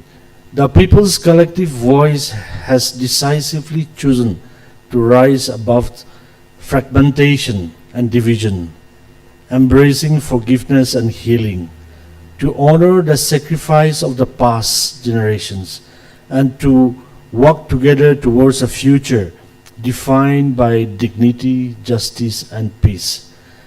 The unity expressed today is based on a firm conviction forged in the fire of shared suffering and sustained by the hope of collective flourishing.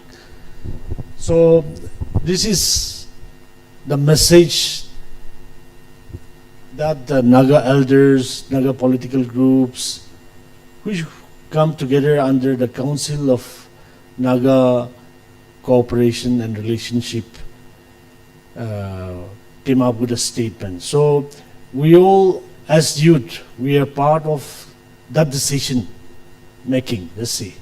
So I would encourage that in order for youth movement like the Naga Students Federation, if they can invest the time on continuing to support the reconciliation process, because NSF was one of the pillars when we began the journey of common hope. Of course, you still continue to contribute, but if NSF can continue to reinvest their time, energy in taking the work of peace, reconciliation, and healing to the respective communities, I think it will create an environment where we can expect more mutual understanding within the Naga family to come to a point where that self-determination can be worked out within the Naga family. So that is where I just wanted to say that the bridge, NSF, to act as a bridge is, if you can also invest with your elders' decision, I think it will be a very good synergy that we can create. So along with this, I just want to say that today's panel, I think we cannot do justice to the crowd, because within such a compact time, we are touching so many issues which cannot be even finished in a regular panel discussion. So Yeah. NSF can take up issues which, for instance, impact of colonialism. We're talking about FMR now. This is one of the impact. FMR, that Naga territories are divided into Burma and India. And they want to create a hard border by fencing the international border, so-called international borders, without taking the Nagas' consent, for instance. Why? Because when initially I was talking, we legally we have the status of a scheduled tribe under the Indian Constitution. So a scheduled tribe is a community which is considered as bereft of cognitive incompetence to decide about their future, to decide about the properties that they have, the sea. I think So we That's a only the higher moral majority civilized Yeah. citizenry can make decision for us. So this is the imperial mindset stems from the Westphalia, where the European colonizers started creating this identity of we, the civilized, the other as the uncivilized. So this is something which we have to dig deeper, and that is where students must invest in their academics. Just see, we're not saying as younger people. Dr. My co-panelists have also shared that we can use your stories in different media. Today, we cannot ignore. Can we make it quick? Yeah. I'm sorry, it will not be quick, but are we ready to break the ceasefire as Nagas? I think it's so important to ask ourselves. Looking at what is happening now, I don't think we are ready. I think India is more ready to break the ceasefire, not us. Because in the face of the world, they will not say, or they will not say, they don't want to appear as if it was India who withdrew from the ceasefire. So it will never be India, but they will keep on provoking us, and that is where we are now. 26th, the UNC came back from Delhi after having talked with the interlocutor. So if you look at what is happening, we are more like puppets. When they want to talk, they will come to us. When they are busy, they will keep our leaders waiting. And we wait for their, invitation. I think we, as NSF, as student bodies, as youth, I think you can stand up and you can say, stop it, stop it. Do not cooperate. Do not go to the talks anymore, right? We can also rally to the Naga medias. Stop publishing rubbish. Stop feeding us with those dividing press statement every now and then.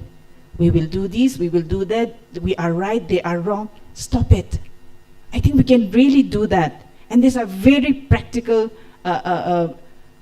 suggestions that we can work on, right? Whatever that they have said, that's there, but these are things that we can do.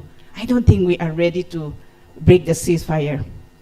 Let's be practical, let's be honest, but we can stop our leaders from being used again and again and again.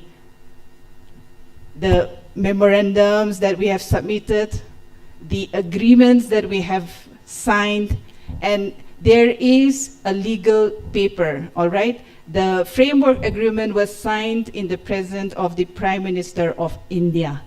It's documented.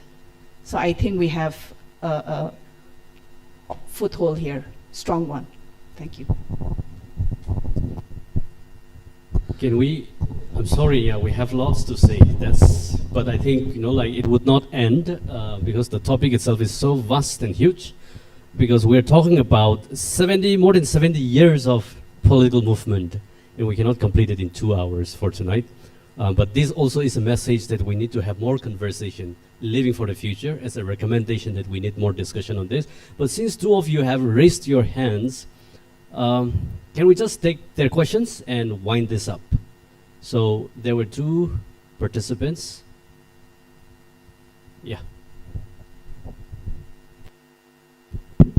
Okay. It's so inspiring to see you, dear respected panelists. However, my questions is based on the current scenario of the politics is concerned within Nagaland. It's very practical. We are talking about today's topic, youth building a bridge gap for the political future. But when I look back into my questions, it is like turning the other side of the coin. When we see our youth today, especially in the parts of our Nagaland is concerned, our youths are spearheading for the violence. That is one. Spearheading for the hindrance.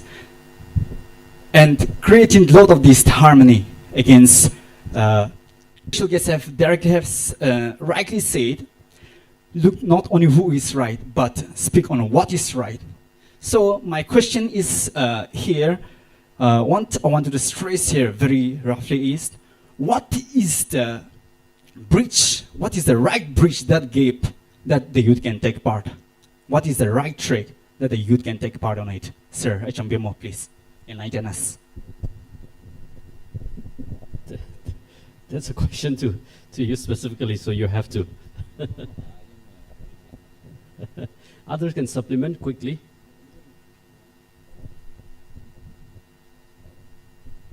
Help us define the bridge. In the first place, if we look back into history again, it is not Nagas who started the violence. Let's see.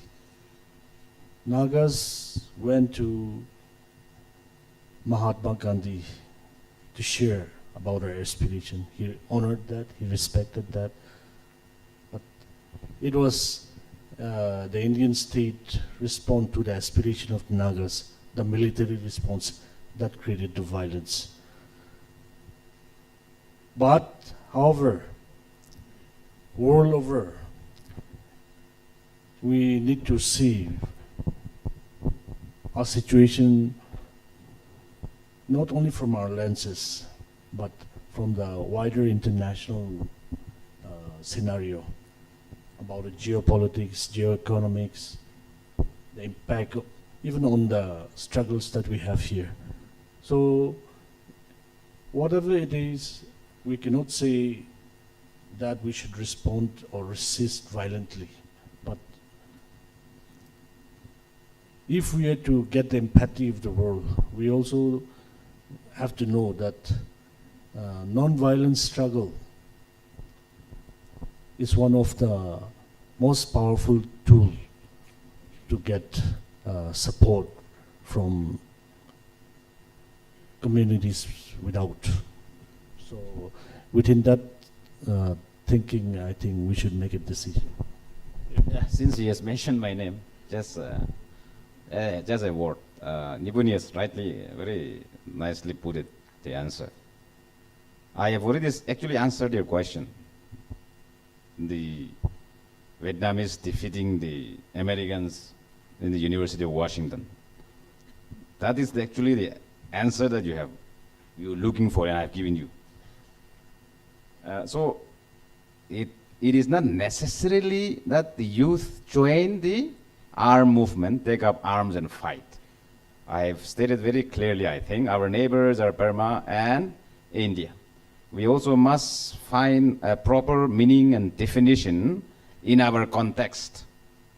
Not necessarily following the definition of Karl Marx's theory of sovereignty or some other political scientist theory of sovereignty. But in our context, what will be effective, meaningful for us to find the right relationship with Burma and India? And towards this, the youth, the educated lots can play a pivotal role, not necessarily taking up arms. I'm not encouraging you that. But we have also taken that path, and some of our comrades, friends are still there in that line of thought. But for the young present generation, there are lots of ways to do it. Many have been suggested by our quite qualified panelists here. And I think those are messages that we must take forward, put it into practice. And we'll take the final question. Yeah. Hello. Thank you for giving me this time. So a trend I have noticed is regarding Naga political issue, a lot of blame game is being played. The Indian government blames the Naga government, Nagaland government blames the Indian government, the older generation blames the younger generation. So tonight, me being from the younger generation, I am going to blame the older generation. So, yes, the younger generation is losing touch of our political history. But my question is, where do we, the younger generation, learn about our political history? Yes, I know there are literatures available on this Naga political history, but is the older generation, the government, both overground and underground, are they making any efforts to teach, actually enforce this into our education system? That is my question to the older generation. Thank you.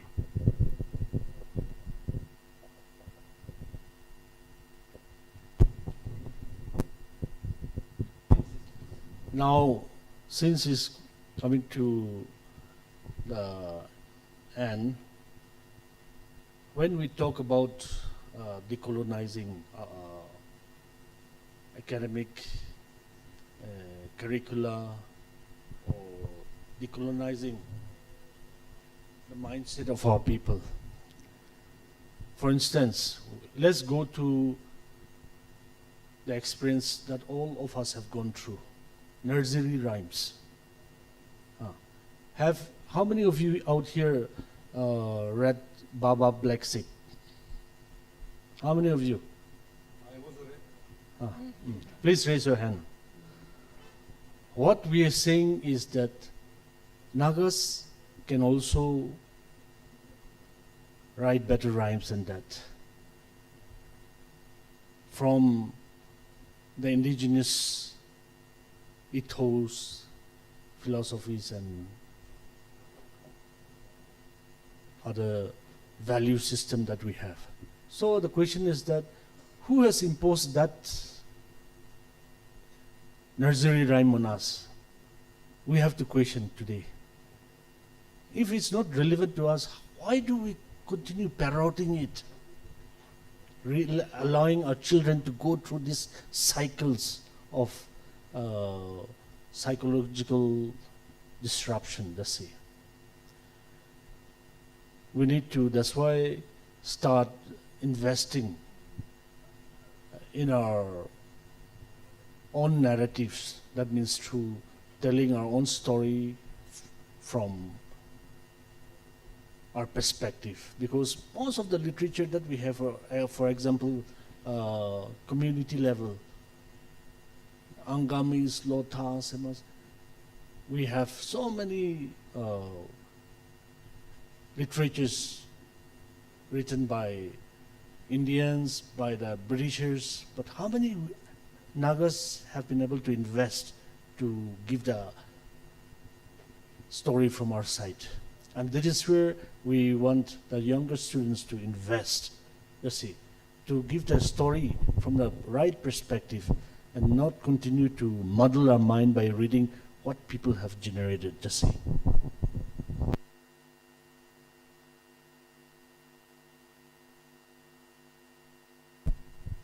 You have any last thought, Dr. Longkumar? Okay, just a quick and yeah. Yeah, I also take the opportunity to also give back something while you're asking. See, it's very important to reinvent what we have. It's just we have in hand, but we don't often see. We are just looking at the distance. That is where we get lost. So it is very important to also think and reinvent what we have. That's one thing. We cannot go on blaming older generation, younger generation like that. What has happened to the younger generation? I have said that it's because of our weakness, older generation, that we were able to also educate you and put you in the right track, and perhaps that is where there is a gap. But one good thing is Naga nationalism, the spirit of Naga nationalism is still burning, and I have said that many youngsters are realizing that we must establish our identity, we must play our role. So as an educated person, they are exploring the ways and means to assert to their rights and to tell their stories, not just listening to others and embracing the name or the concept given by others. Just for one instance, in the peak of the movement, there was a concept called Naga Greater Lim. We have never claimed Greater Lim. What we Nagas were asserting is the ancestral land, right? But we were made to use Greater Lim. That implies that as if we are trying to take over someone else's land. So such concepts are quite misleading. That is why Mr. Nipuni is saying we need to decolonize our mind. So it is very important that youngsters can play a very important role, and I still feel that NSF can do many important works, even to the extent of pushing the agenda to different departments in different states, writing our own stories and including them in the syllabus. That is doable. Secondly, the present scenario is such that particularly among the youth, as if to become a member of Assam Rifle or police is the only job. I think NSF can educate our youngsters. We have wonderful land. We have wonderful climatic condition. Anything can grow. Why not we become a very good farmer instead of becoming a machine like Assam Rifles or CRPF? I'll tell you, the good world that we have in our neighborhood, like Hong Kong, Singapore, they were also under alien rule. But throughout those alien administration, the people were maintaining one very important thing. They were not recruiting in any military or police or army who were oppressing them. But in the case of Nagas, Naga boys particularly are very fond of becoming a machine who were for generations oppressing our people. And even in future, they are the one that is going to use us to fight against each other. So I think such thing can be shared, educated among youngsters, so that we find alternative and stand on our own feet, even if we are forcefully under the administration of India and Myanmar.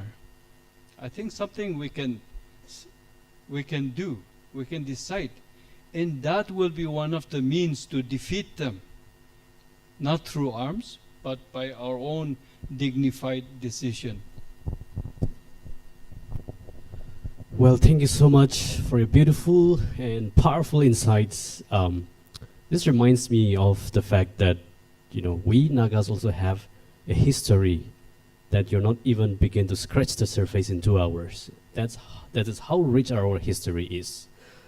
Because we have just roughly touched the surface. We haven't even started scratching the actual history of the Nagas and the movement so far. And I'll be honest, it's not easy to moderate a panelist who are hardcore patriots, because you're risking being hated and disliked when you try to stop them from. But thank you so much for your cooperation. Due to paucity of time, we try to stick to the time. And I think the last, some of the takeaways that we can just highlight is we need to add a lot of, we need to add the gender perspective in our movement. And also we need to do a lot of transformation internally before we start blaming the higher oppressor that we're talking about. And also we need to start, you know, exploring different sets of areas that you can really fit into to make sure your voice is heard to propagate your right as a Naga. So it just, the main takeaway is that it just does not necessarily confine to taking up arms, because that's, I don't think anyone would like to walk that path as a young generation. But I think we have more powerful tools to let the world know about our rights and our history. I think that's something very powerful that we can take away. And our predecessors, what they have done is they have planted trees under whose shade they never got to sit, right? That's the selfless sacrifice that they have made for your sake and for my sake. So I think it's a good time for reflection for all of us also. Then what I can contribute, what can I contribute to this movement for the sake of Naga peoplehood? You know, that's a point of reflection that we can all take away, and we can talk to our friends, and we can try to influence people that, hey, this is who we are, this is where we came from, and this is where we deserve to go. I think once we understand that, the movement will be very easy and more accountable, and it will be more unified. Because of the lack of those understanding, I believe we are divided, and we're filled with conflict rather than reconciliation. We are full of division rather than unity, and we as young people are experiencing that and witnessing that because maybe we went wrong in some way or the other, and we tried to dig into where we went wrong and where we went right for that topic as well tonight, but we were not able to because of the lack of time. I think this is, like I said, also a message that we need more rounds of conversation in the future also. And I would really like to appreciate the NSF and the organizing committee for coming up with such a beautiful idea of a panel discussion. It may be few, but I believe we can all play something like a ripple effect. Wherever we go, we can talk about that. Hey, we are one people, whether you're from Myanmar, Arunachal, Assam, Manipur, Nagaland, we are one, that one Naga people, because that's how we are and that's who we are. I think that's something that I would personally take away from this panel discussion, and I really thank the panelists for your insightful thoughts, which we got to hear from different walks of life, different experiences that you have had in the past and currently the kind of experience that you're going through, from activist point of view, from the women point of view, and from the scholar point of view, and from the politician himself. I think this is, like I said, that's what I said. This seemed like coincidental, but I think the NSF and the organizers have picked the panelists in the right way, and we thank the organizers and the NSF for this. With this, I will conclude this panel discussion, and hopefully we will get to take up this kind of dialogue and conversation in the future again. Thank you so much for your cooperation and for your patience. Thank you.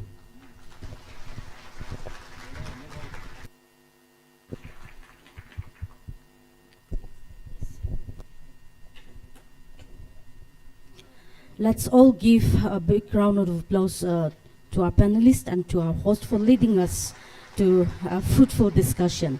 Thank you. After this, we will have an official photo session with our panelists and a host, so I request them to sit back. It is our youth that we have to lead our people for a peaceful Naga political solution. We would like to thank our special guests for gracing our panel discussion, and along with our Honorable MLA L. Diko, We also would like to especially thank our panelists once again and the host, not forgetting the presence of Inoli Vilanyo Angela Yume, President Naga Mothers Association, and also Madam Professor Rosemary, Advisor to Naga Mothers Association, and also the co-convener of Naga Global Forum along with her team. Thank you for being with us in this panel discussion. Not forgetting all the participants and for the patient hearing of our delegates and the participants. Thank you one and all. And before we wind up, I would like to request each and every one of you to be part of tomorrow's theme session, which we will be dwelling again, resilience in transition. Thank you one and all, and we hope to see you all in good health and with prepared mind. Thank you one and all once again.